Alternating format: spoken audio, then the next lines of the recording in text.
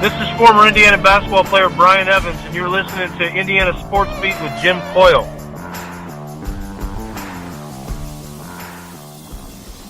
Today's guest is brought to you by Reynolds Family Dentistry of Sellersburg. You need $1 million smile for those championship photos, and that's exactly what you'll get with Reynolds Family Dentistry.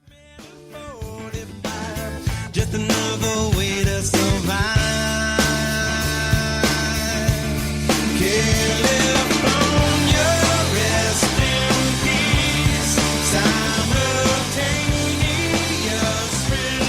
Welcome back to the Golf Club at Eagle Point Studios. Jim Coyle with you here at Indiana Sports Beat, and man, we could not be happier than having a good friend of the show, Michael Lewis. Michael, how are you, man? I'm doing great. The sun is shining bright out here in California, so I'm excited. And obviously, there's a lot of change going on, but couldn't be happier to land at a place like UCLA. Yeah, I was going to say anything new happening in your life, but wow, what a great turnaround, man. I mean, obviously things didn't work out for Coach Miles at Nebraska, but couldn't be it's not a bad landing spot out in sunny California.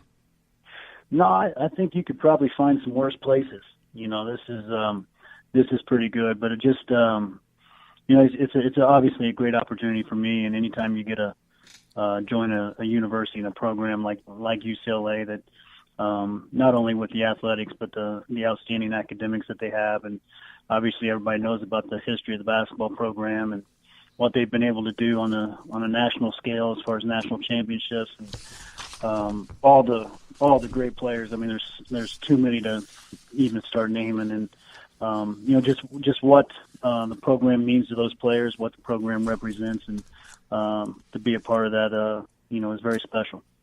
Well, speaking of players, man, no player comes to mind quicker and faster than a certain tall guy that does TV out there. Yeah, I look forward to meeting him, and I'll probably just sit and listen. When those guys are around, and I was out here yesterday. We had we're on a quarter system out here, so we're still able to work our guys out, just a couple guys coming through the gym yesterday, that are out of the NBA season right now, coming back to work out. It's a special place, and to have the access to those guys and to everything that they've been able to accomplish, and those resources, is going to be a really cool thing, for me to be a part of. I was talking about Bill Walton obviously earlier, and he is one of the most famous names to come through there. I mean, very, very gregarious character, and it's funny thing, I love listening to him when he does TV. He cracks me up, but he's so smart, and I think he kind of lulls people in, and all of a sudden, but he knows exactly what the heck's going on in those games, and man, he is really good at that. Yeah, he's obviously an interesting character. I haven't listened to him much because normally I'm in bed when he's announcing games, and then that's going to be something to get used to. Like the last 2 days, I've woken up about 4:05 and 5. So I'm sure my body clock will eventually adjust. But there's a lot of great things that obviously UCLA is going to be able to opportunity wise provide me with, and just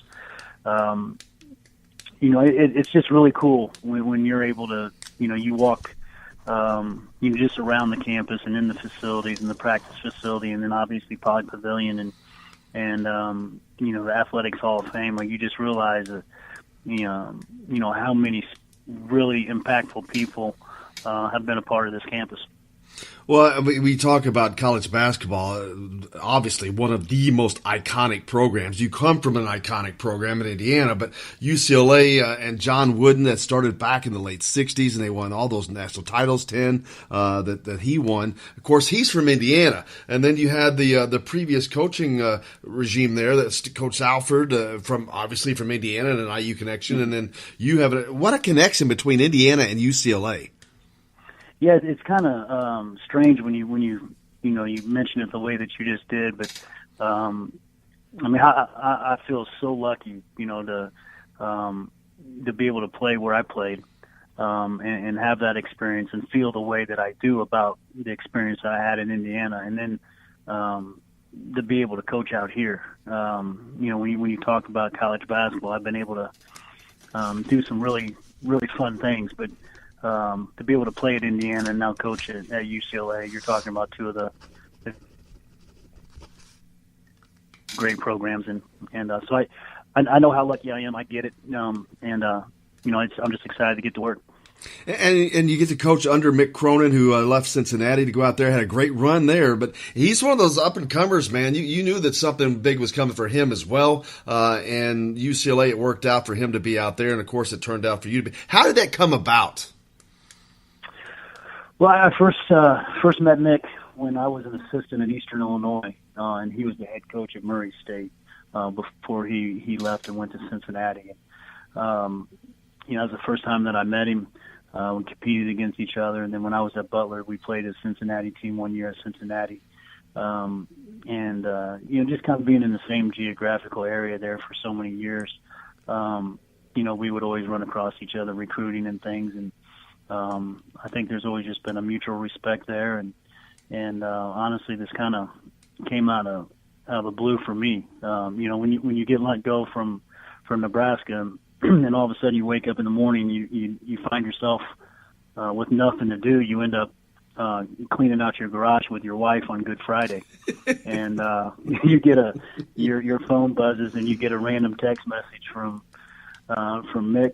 And he had just taken the job a week or two before, and just sent a text and, hey, just checking in on you. How are you doing? And I'd gotten a bunch of texts from different people. When you're in that situation, the coaching community is pretty close, and so I just responded with, like, hey, I'm doing well. I mean, not as well as you are, but, and it just kind of started to snowball. He just talked about, he was thinking about his staff and different things, and telling me how great it was out here. Not that I needed to be sold, but and then we had some conversations, and I was able to get out here and look around for a couple of days and be around him for a couple of days, and things worked out, and so. Couldn't be more excited to be a part of this, and to work for somebody like Mick. The success that he's had and how he goes about it.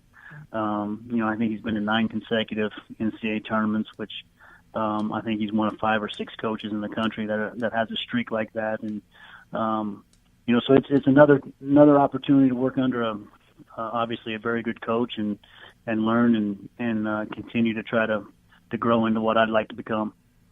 And obviously UCLA storied passes have talked about, but they're trying to get back to that too, and to be a part of that, that unbelievable history and all that goes with that. That's got to be just an incredible thing, just in and of itself.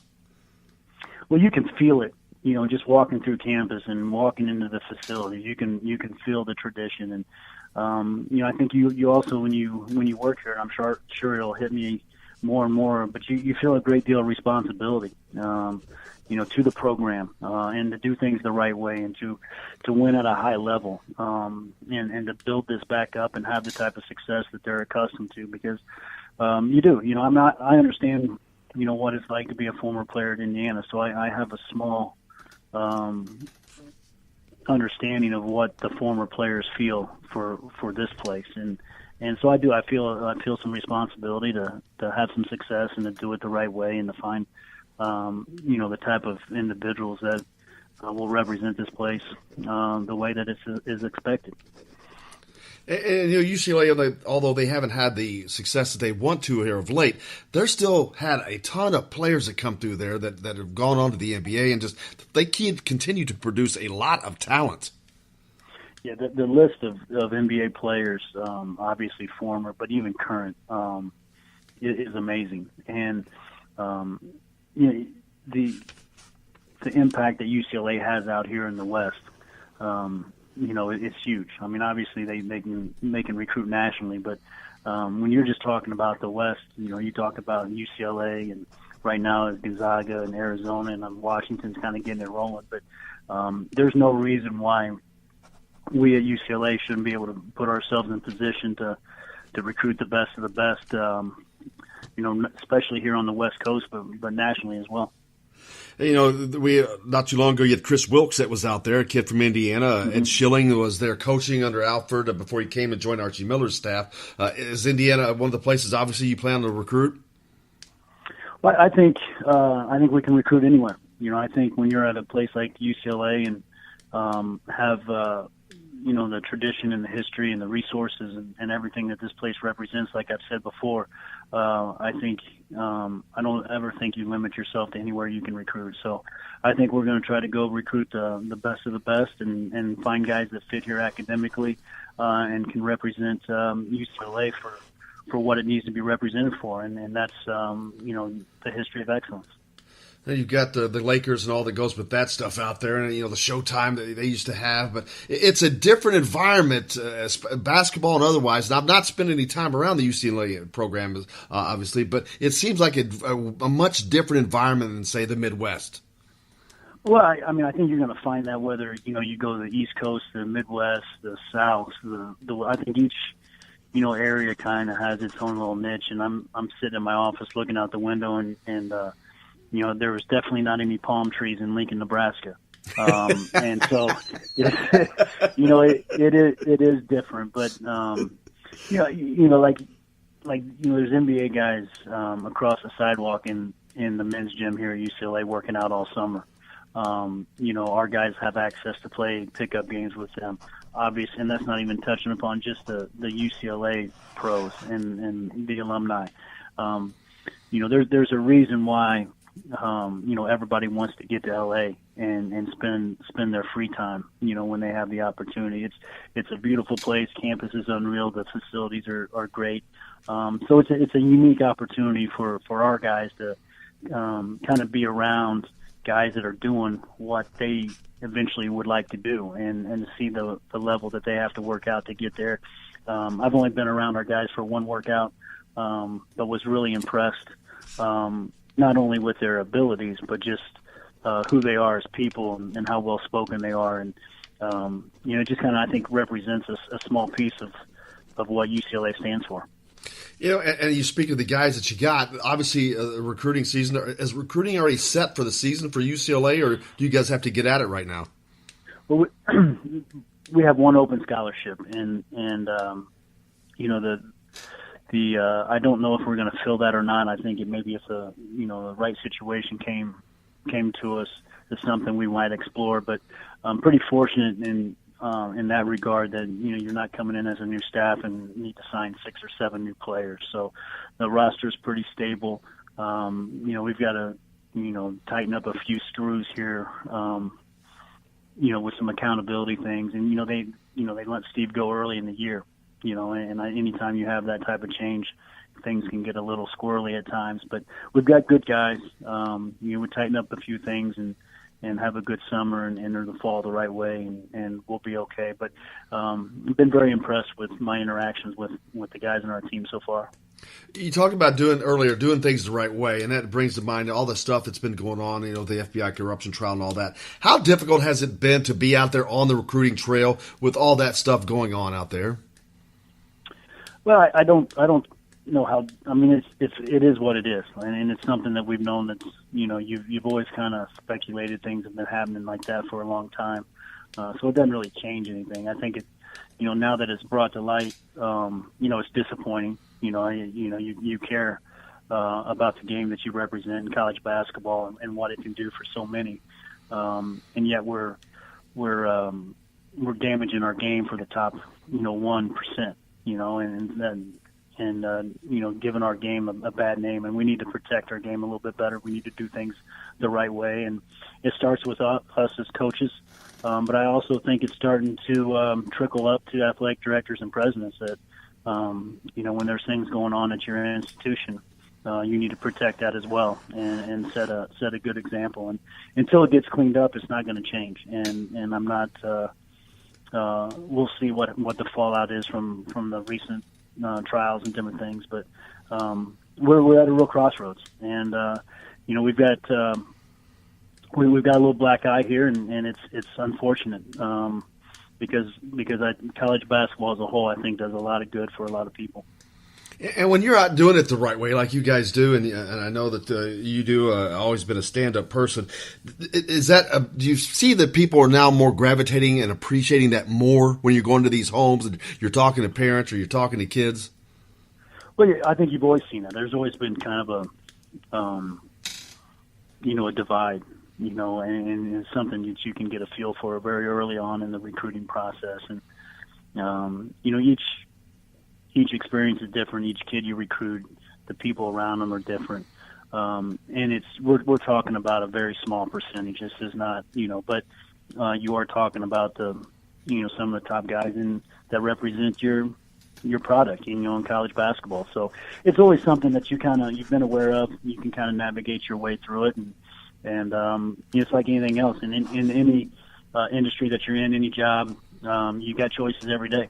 You got choices to do things the right way, or you can cut corners. And I've been very fortunate that I haven't been put in too many positions where that stuff has come up. I've been able to recognize things pretty much on the front end, and been able to steer clear of that stuff. I know this is a stupid question, and things have to work out the way they work out, and they don't always do that. But if the opportunity came up and there was an interest from IU, would that ever be a possibility for you? I mean, Jim, I've been at UCLA for 2 days. I'm excited to be here. Obviously, and I didn't mean anything present. Yeah. I think, Indiana basketball, Jim, is always, it's a huge part of who I am. It's a major part of why I'm at UCLA. It's provided me with so much. It means so much to me. I just take each opportunity that comes my way, and I evaluate it at that particular time, and just go from there. And it's worked out for me this far in my career, and I'm excited about the opportunity here at UCLA. How was In-N-Out Burger? It wasn't bad. It wasn't bad.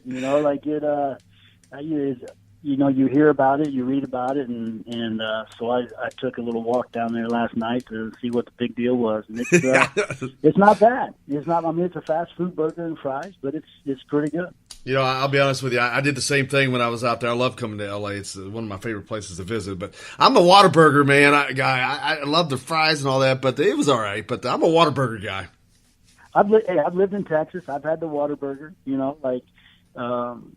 I've experienced it all. It's like anything. When you get to a level of good, it's just good. It's a fast food burger. It's pretty good. I enjoyed it last night, and by the line at the drive-through that I walked past, there was probably 20 cars in the drive-through.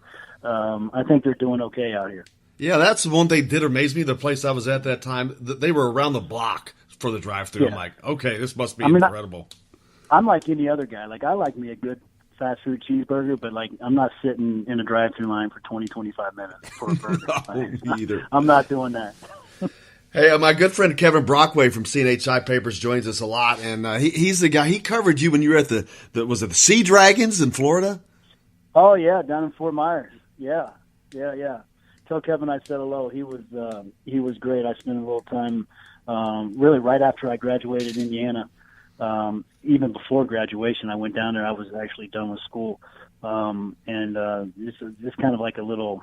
At that time, it was a small summer league, kind of bridged the college season before the some of the NBA summer leagues were going, and I went down there and played for a couple months, and had a blast. Lived on the beach and hung out, and Kevin was there. So tell Kevin I said hello. We'll do that. So you're back to the beach, man. When you were a Sea Dragon, can you imagine one day you'd be rubbing shoulders with Bill Walton on the UCLA campus? You always have a dream picture of where you may end up, and you never really know the steps that you have to take to kind of get to where your dream is. And I feel very fortunate, obviously, to be sitting here at UCLA and the opportunity to coach here, like I've said, and I'm just going to approach this like I've done everything else. I'm going to try to do my job to the best of my abilities, and we'll see where it leads. I know former Indiana basketball player Steve Risley lives out there, and he was disappointed when Steve Alford was let go because he got to go down to the UCLA games and whatnot. So I'm sure he's really ecstatic. If he hasn't reached out to you yet, he probably will be. Well, he sent me something on Twitter. Yesterday, and that's the one thing, man. My phone is, I haven't been able to get back to everybody, but he reached out on Twitter, said some nice things, and so I'm sure we'll hook up and Steve can. He's still welcome in Poly. I'll take care of him. Well, I'm going to get Leary, and we're going to come out one time and visit you. I can't wait. Well, come on, man.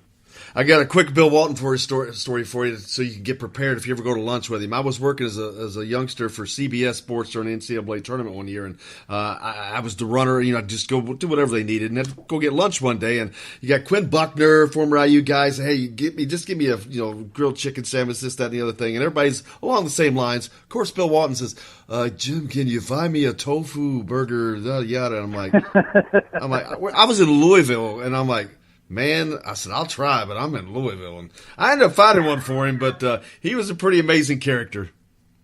Yeah, I don't know if I can get into all those things, but I am who I am, Jim. I'm a Southern Indiana guy, and I'm excited about this opportunity. And I don't think I think there's a few things out here I'm not sure I'll ever be able to adjust to, but really looking forward to experience and excited to be out here. Me too. I'm looking forward to having a beer with you on the veranda at French Lick sometime again. Let's do it. They taste pretty good there. Yes, sir. I cannot be happier for you. I'm so happy for you and your family. It's an amazing opportunity for you, and just couldn't have happened to a greater guy. Well, I appreciate you saying that. I really do. Michael, we appreciate you taking the time to be with us today. Good luck. I hope you guys kill it out there. We'll be following UCLA, and good luck in everything you do. I appreciate it, man. Thanks. Hey, thanks for listening to the rebroadcast from today's edition of Indiana Sports Beat with Jim Coyle, the only daily show dedicated to Indiana University athletics. You can catch us live each weekday on IndianaSportsBeat.com, TheDailyHoosier.com, GruelingTruth.com, or go to Spreaker.com for live notifications. Yeah, that's Speaker with an R, SPREAKER.com. You can also catch the entire show any place you listen to a podcast, iTunes, iHeartRadio, Spotify, Google Play, etc. You can find and follow the show on Facebook or follow me on Twitter at Jim Coyle ISB for complete coverage of the Indiana Hoosiers. Thanks again. I hope you have a great day. I'm Jim Coyle, and I will see you on the radio.